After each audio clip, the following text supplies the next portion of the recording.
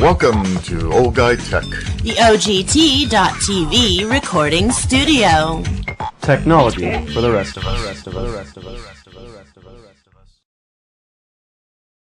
Hi, this is Rob with Old Guy Tech TV News 44, and today I have with me Shiva Frentzen, running for Supervisor District 2 in El Dorado County. First thing I want to do is thank you very much for coming in. Thank you for having me here. Absolutely. We really love having you come into the studio. And I always start out with telling those that run for office, thank you very much and good job. Win, lose, or draw. Because if it isn't for people like you, what would we have? Somebody's got to step up and run. And in this case, you've got a number of people running, which is always tough on a special election, but thank you. Thank you very much. So why don't we start in a little bit by having you tell a little bit about yourself. Let's start with about yourself and your family, and just so people kind of get to know you. Perfect. I'll tell you a little bit about myself, what I have done in the community, and if you want me to kind of brief you on where I stand on the issues, I can do that as well. We will move along. With that. Okay. Yeah, let's just talk just a little bit about you. Shiva Frentzen, candidate for Supervisor District 2. I have lived in Cameron Park for the past 22 years. Been around a while. Owned my own business. It's an internet ISP and consulting for the past 15 years.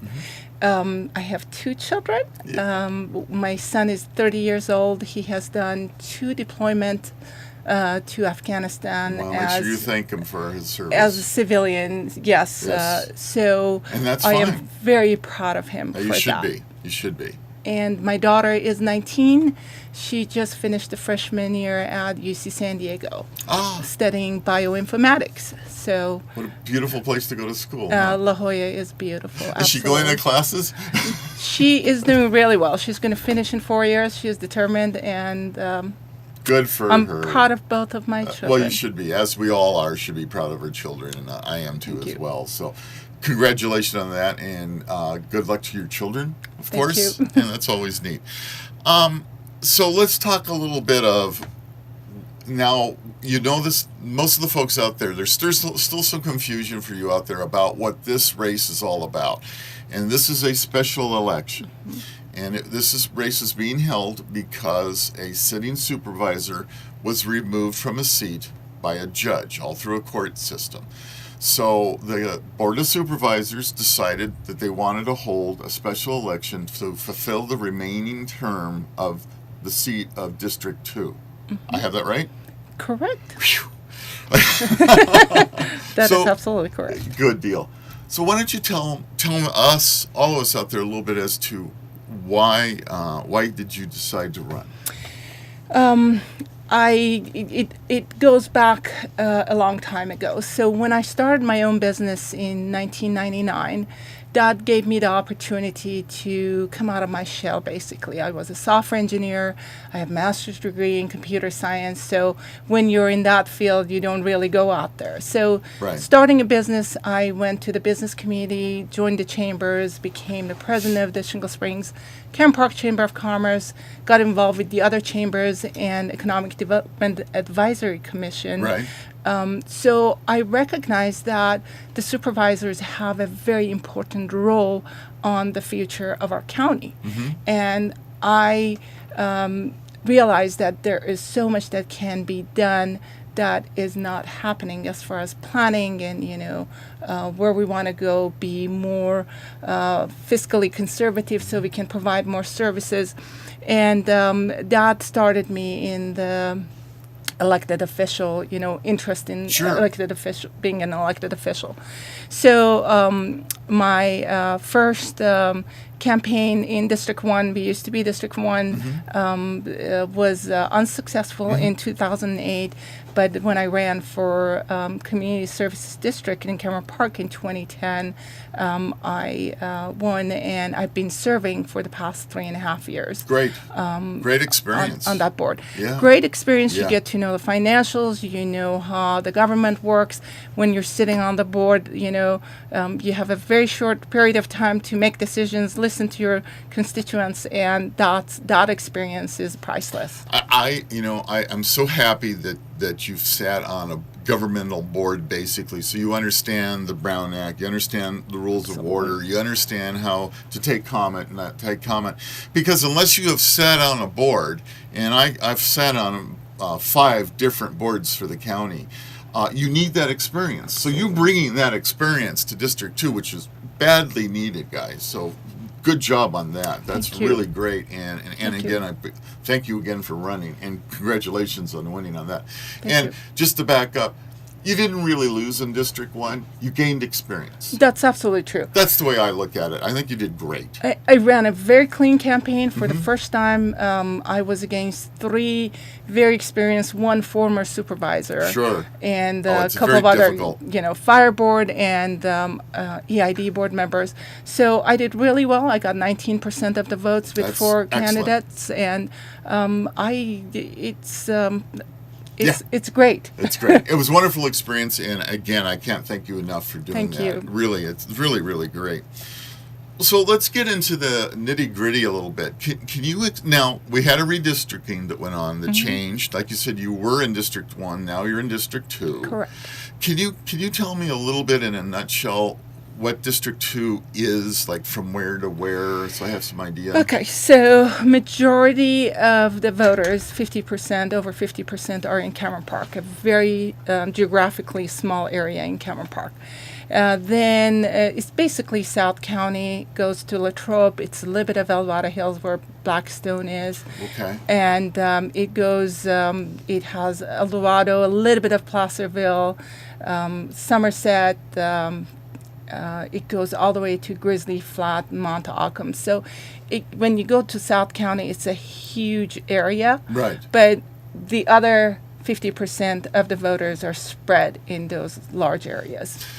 So I can get a mental picture of this. A lot of it lies then on the south side of Highway 50. 50, correct. Okay. So, yeah, interesting.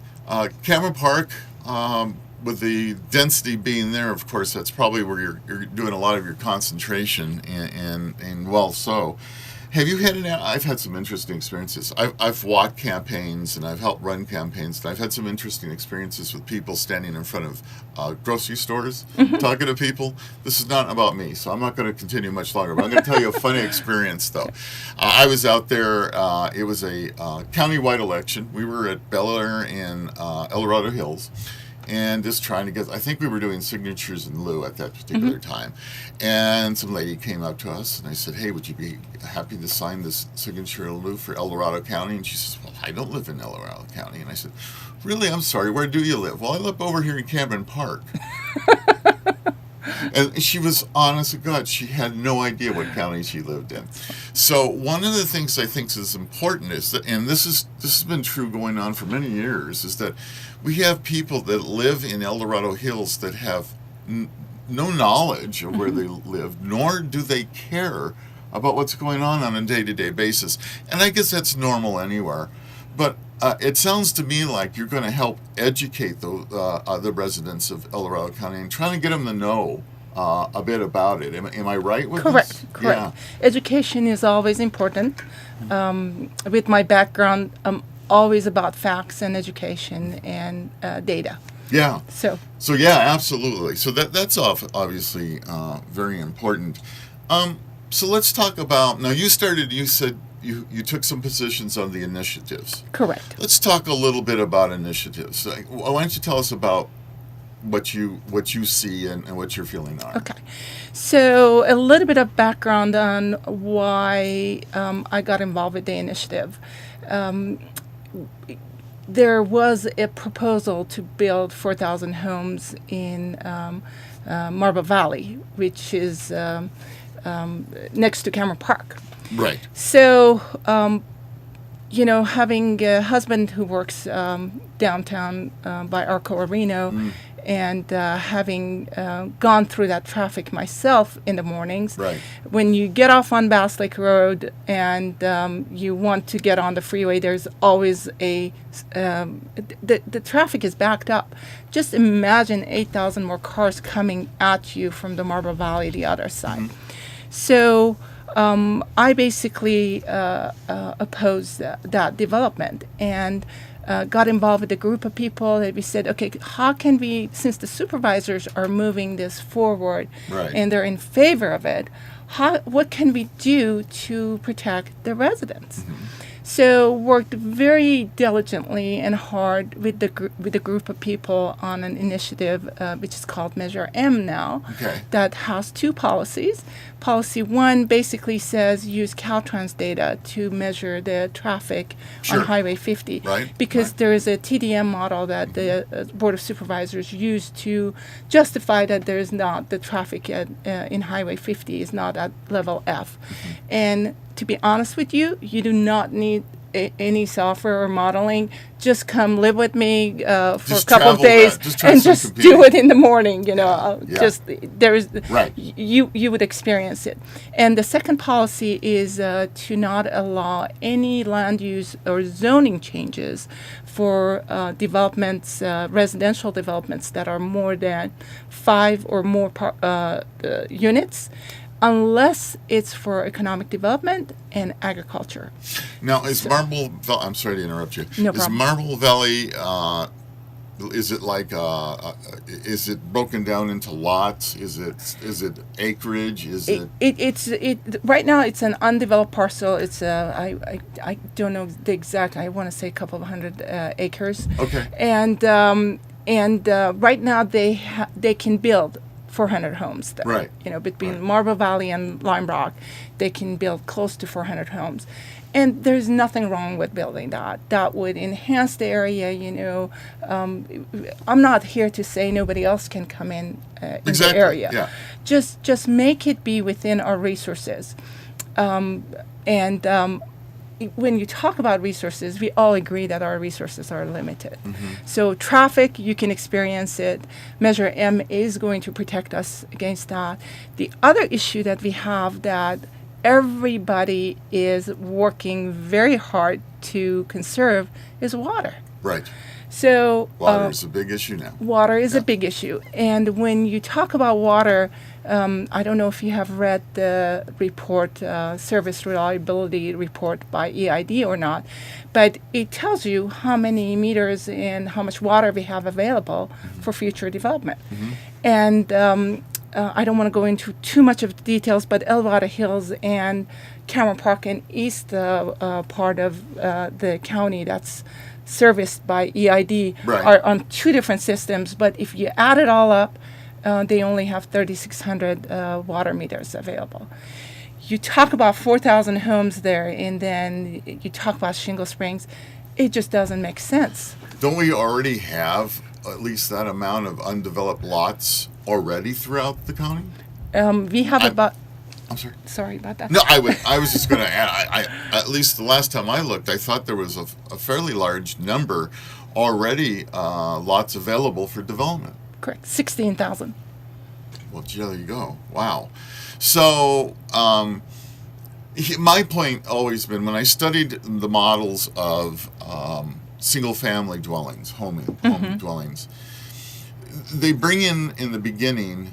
And maybe we'll get into this. They bring into the beginning, when they very first start, is the TIM fees and the hookup fees and the fire fees and the school fees and all those other fees right at one time, one influx. And then that house just kind of sits there, and then all it's there is the property tax. Right. It doesn't grow. It doesn't really help a county at all. So the way I look at it is single-family dwellings are actually a drain on an area and not helpful. Am I wrong? That is absolutely correct. That's why when we talk about our resources, they're limited. Where we put our priority to use those resources, it's so important in the next 10 to 20 years for our county. If we put it into economic development and bringing jobs in our county, over 70% of our workforce is traveling down the hill to go work.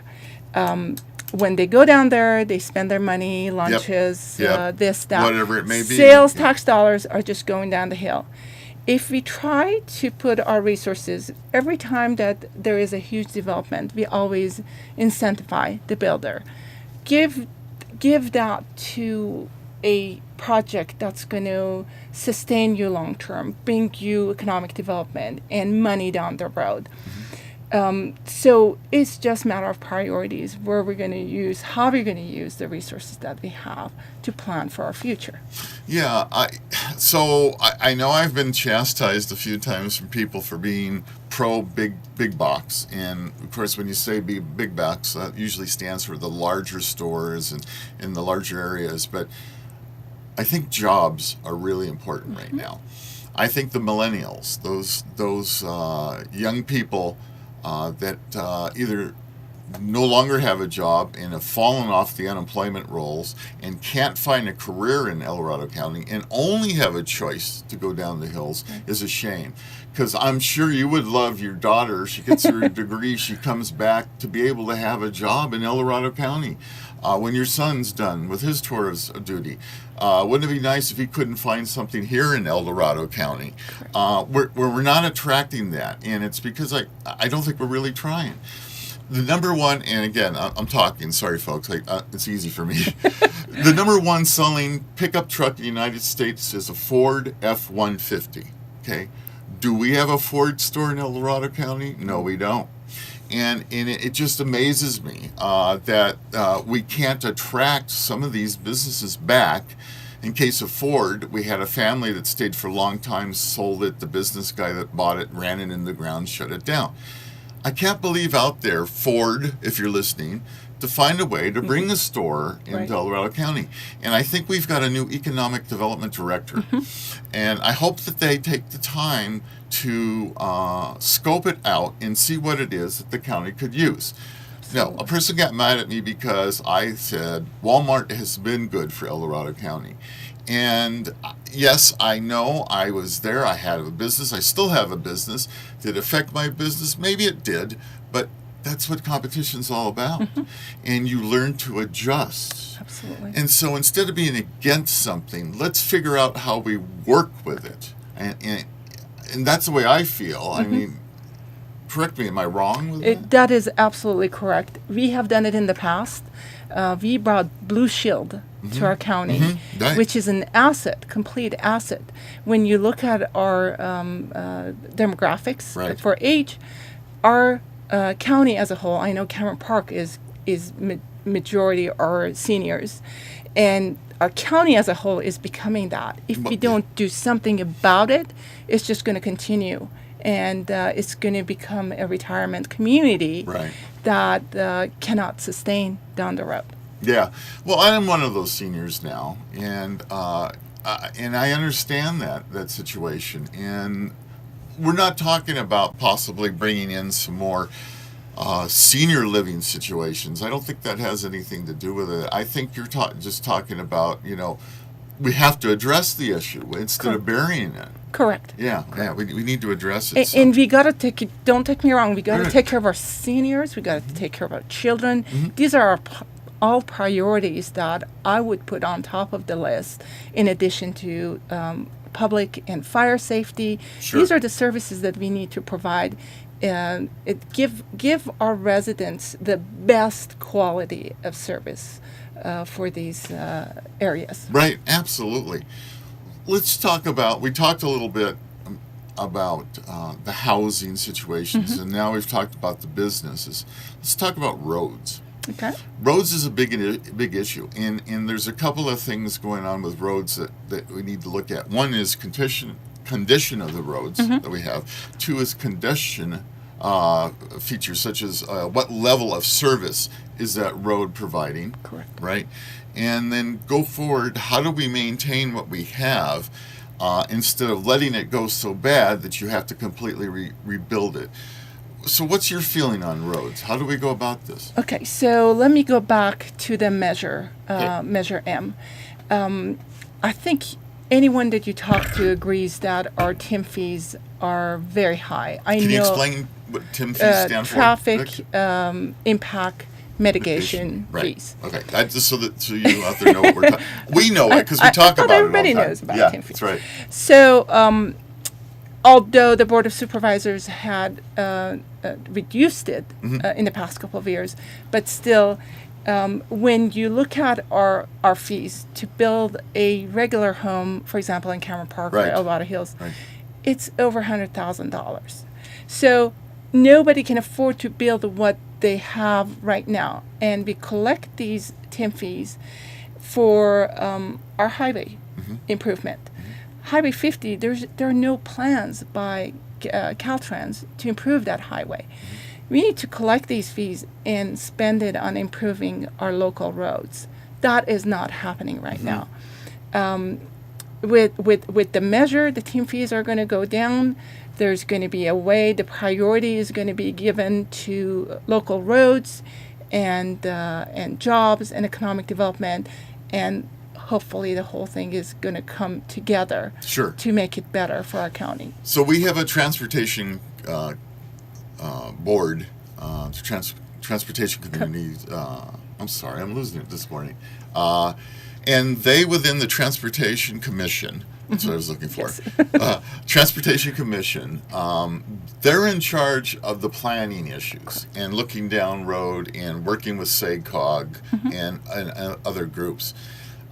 What are they reporting out as far as future plans? Are they saying anything at this point right now? Nothing for Highway 50. I have not Okay. seen anything for Highway 50 improvement in. Yes, maybe some stop lights to delay the traffic, normalize the traffic, and maybe some auxiliary lanes. Right. But nothing No big major no big to projects. widen. Nothing for the next 20 years. And that's where the initiative came from, because we know that there are no plans in the next 20 years. Right. So we put that initiative in place, or Measure M in place, right. to protect us, to not waste our time and money, and developers all, nobody can build here Yeah. because it's so expensive. Well, that's it. Those fees are, because you only hit on one fee. We've got Right. EID fees, we have fire fees, we have education fees, we have All of the above. the fees are just unbelievable. If you want to go build a house in El Dorado County, I wish you the best, because as Shiva said, it's a large number before you even stick a shovel in the ground. Yeah, so it's a lot of money for that. So let's get back to initiatives. Now, you said there's two. I believe right now there are, so there were 4 initiatives. Okay, so- RCU Measure M is the one that I have signed on. There was one put by a region builder that they are withdrawing. That okay. was Measure N. And then there's one for community lines. That is the Shingle Spring Community Alliance Okay, group right, put together. right. And there was one more for bringing Measure Y back with more restrictions, that as of a couple of days ago, the Board of Supervisors postponed that for a 30-day study on the impact on the economic development if they put that measure on the ballot. So there were some opposition to it, and it's very restrictive. It does not allow our county to grow jobs and economic developments, and even the existing property owners would have a hard time building, which is not right. So the Measure Y that we have in place right now, you feel is too restrictive, that maybe there's language in it that we could improve? So Measure Y that we have in place right now is restrictive. Okay. But the one that this other measure was going to bring was even more Oh, restrictive okay. than that. Okay, So all right. it wouldn't even have that wiggle room. Yeah, so, all So right. it was like you were just boxed in. Really? Yeah. Wow, that's interesting. I guess I hadn't had a chance to read those in detail. By the way, for those of you out there, if you would like to ask Shiva a question, it's 530-621-1210. 621-1210. We're here for you. Let me ask you a question, because a very good friend of mine, and I'm not going to name him, but he's an elected official. He feels that the initiative program, or putting initiatives up, is wrong. I guess what he says is, you have elected we are a representative government. I'm tripping over my words today, guys. Sorry, I had a terrible night's sleep. But he believes, and he's right, we have a representative government, that you vote for your representative, and that your representative is the person that should be dealing with these issues. Versus, and he calls this mob rule, which he brings up in these measures. What's your feelings on that? Okay, so in general, he is correct. But what has happened in Alvarado County it is not the right thing. So if we didn't oppose these projects, the Board of Supervisors would have approved it. So if your board approves a project or these projects that affects the residents, what can the residents do? That would be after the fact. Yes, they make the decisions. Right. They would approve something. Yes, you can recall them. Yes, you cannot vote for them the next time. Mm-hmm. But you're already stuck with that decision. So I believe in public having a voice to tell their elected officials that we strongly believe in this, and that was the purpose of the measure. So if I'm getting this right, the main reason behind measures is a timing issue. Correct. You know, because you've got supervisors that are coming and going every 2 years, and so you have a situation where you're bringing up, like Measure M, needs to get slotted into those, into that area, mm-hmm. and that you feel that the initiative process is the proper way of doing it by bringing it forward and letting the people vote on it. Correct. So then in a representative government, with this situation with an initiative, we allow the people not only to vote for their representative, but in this case, bring a measure forward and vote in that as well. Correct. Do you know what the details are? How many signatures are needed on an initiative to bring forward? Okay, so for a county-wide, you need 7,800 good signatures. Correct. So you kind of figure a percentage of the signatures are not going to be good. You need a fudge factor in there. Yes. Right? Yeah. So for Measure M, we collected a little bit over 11,000 signatures. Okay. So that's how it works. That's how these, old Rob just can't go up there and say, "Hey, I'm going to write a measure and now put it on the ballot." It doesn't work that way. No, it does not. So the idea, of course, is in collecting signatures that you hope that, when you're talking to the person standing there in front of the store or whatever it may be, take a little time and learn what the measure's about, because we've seen some terrible measures out there, and sometimes people just sign things without reading anything. There was a guy that did a study on this, but he filmed it, and he was going in the areas saying, you guys have probably heard me say this before, but he was going in areas and saying, I'm sure you really love President Obama, and we need to keep his policies going. So we would like to elect Joseph Stalin and make sure that Joseph Stalin has a voice and can become our next president. Would you sign this petition? And people were going, "Oh, absolutely, sure. I'll anything to keep it going." I mean, it was mind-blowing. I mean, and come on, folks, if you know your history at all, you've got to know who Joseph Stalin is. And it brought out a point. What he was bringing is that under initiative processes, that too many people really don't know what they're signing. That's correct. And the other issue that I see out there is some of the initiatives are so complex that even if you read it, you don't understand it. Correct. And that was the purpose of Measure M. We worked so diligently. I mean, we met on a regular basis with a group. Every word that we added to that, to those two policies, were thought of and aired out and talked about and analyzed. So our Measure M is very easy to understand. Well, you if just you read simplify it, yes, that the layperson like me, I don't have a law degree, that could understand it. Absolutely. It should make it easier. Absolutely. And that should be the purpose of the measures. If you make it too complex, and to me, if you see a measure or initiative that is too complex, there's probably something wrong with it. Mm-hmm. Maybe, huh? They're trying to bury it in all Yes. those words. Yes. Of course, we all know attorneys get paid by the word, so they want more here. There's no doubt about that.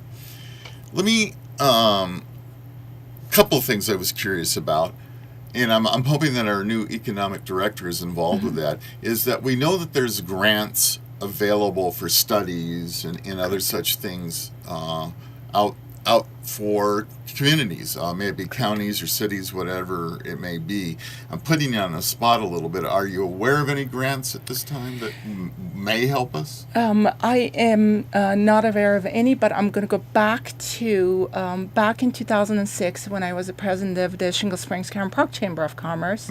I found a grant for doing a feasibility study to bring a farmers market to the area. So we got $35,000. You know, these grants are out there. You just need to look for it. Look for them. And That's right. I know that in the past, our economic development directors have gone after these grants. And the grant process, you really have to have someone going in there and looking at things It's a all the specialty. time. Right. So it's not like, you know, you may run into one thing or another, but it's not like me sitting here, I know what grants are available. You really need to go look for it, Right. and it has to be an effort that you put into it. So then when you become supervisors, you'll help direct this person to make sure they start looking at that. And that's what a supervisor's job is supposed to be. It's supposed to help give guidance to those department heads in other areas. So that's important. Let me ask you how you feel. We just had a fire, folks, here in El Dorado County, very large fire. If you watched Old Guy Tech TV, we literally broadcasted live almost 48 hours on the fire, which brings me to, I'm going to jump real quick to two things: fire tax, and then a way of getting communication. And you, having been or are an internet person, we brought to El Dorado County something that nobody else has done. And in this, we brought an actual live studio in El Dorado County. And what we did during the fire is we came on live and brought information from CAL FIRE, UBANet, people calling in. Every resources were coming into us as a gathering point. We were reporting it out live. And because a lot of people in those fires, their cable was gone. Their power was gone, and there was no way for them to get information at all. And we broadcast 2 scanners during the night to do that as well. And I found it very interesting that we were the only source of information for people that had nothing but their phone or their tablet or their computer. And the phones and the tablets, the cell towers seemed to hold up just fine, and they were getting information from us. And I thought that was really interesting, that that the county really didn't have anything set up like that. I don't want to give it away; I want to keep it. But it was an interesting thing that nobody thought about doing that. Let's talk about the fire tax. All of us that live within El Dorado County in specific areas were sent a bill, basically, which is a tax of around, I guess, $125 that we had to pay to help supplement the amount of money that the fire districts aren't getting now. What's your feeling on that tax? Okay, so let me just explain. I live in an area that we did not get that tax because it's called the local responsibility area. Right. So the areas that are state responsibility area, they got that about $150 tax that they need to pay. And as part of the Cameron Park CSD board, we wrote a letter to oppose that. So that's where I stand, and I voted yes against it. Good. So Good. That's my stand on that. And as far as fire, it's communication. You're absolutely correct. It's not just for the emergency communication. Board of Supervisor communication with the constituents. Our constituents, our residents are always busy traveling down the hill and working. Right. If you don't make it easy for them to communicate with you, you're not going to hear back from them. That's right. So emergency is one, communication is in general, and those are really high priority for me as well. And because I am coming from a technical and an internet background, definitely I can give direction with the goal of this is the ultimate goal that we want to see for our county.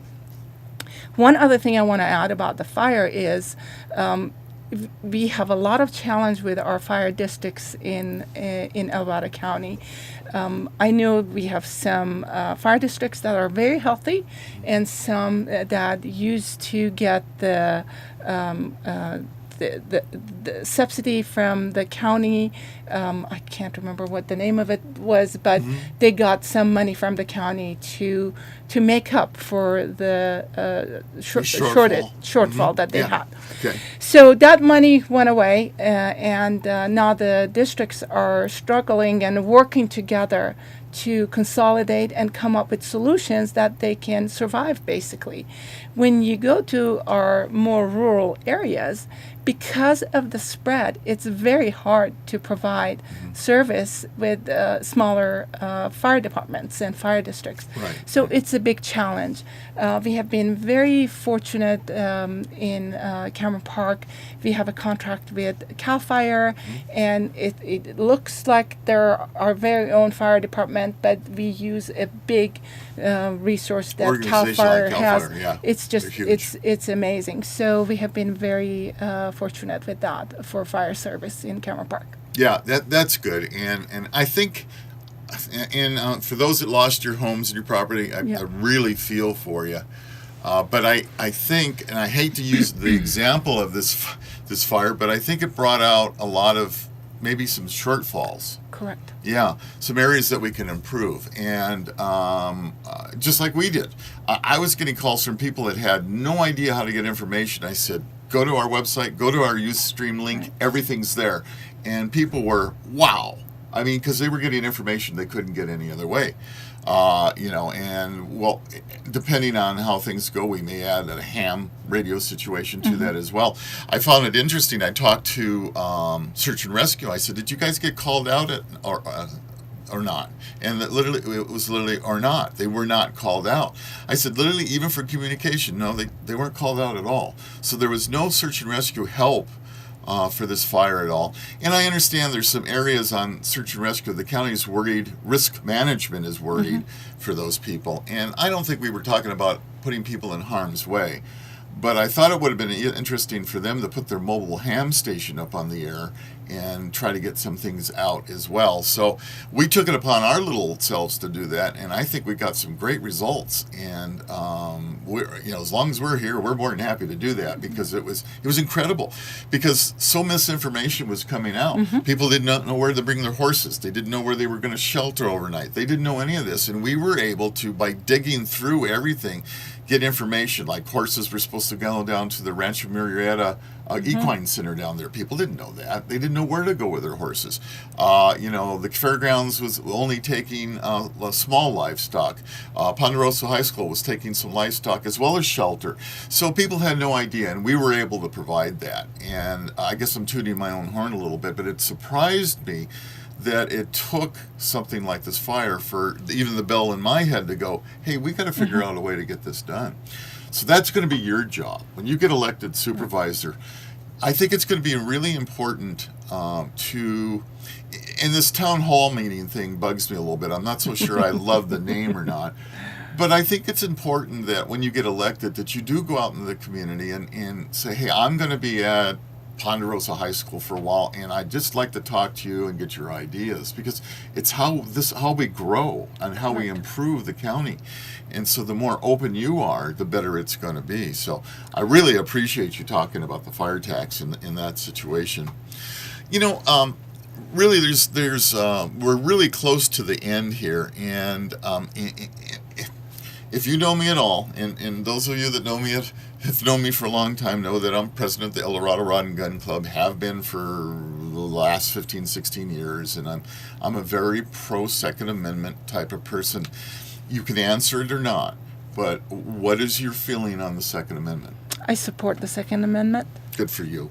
Good for you. I'm glad to hear that, because we get so many people that don't understand it. For those that don't know, every month I have the sheriff in studio in Old Guy Tech TV, and you may have seen the shows. And every month we talk about law enforcement issues. How are things working? What's happening with facilities? What's going on with everything else?